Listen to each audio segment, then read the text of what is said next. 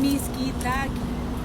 Estamos en Mixquitaqui, a punto de grabar canciones culturales de mi autoría. Estaremos cantando Yaruilca, tierra de los guerreros llanos, Huánuco querido. Esta linda canción para madre adorada, para todas las mamitas lindas del Perú y el mundo entero.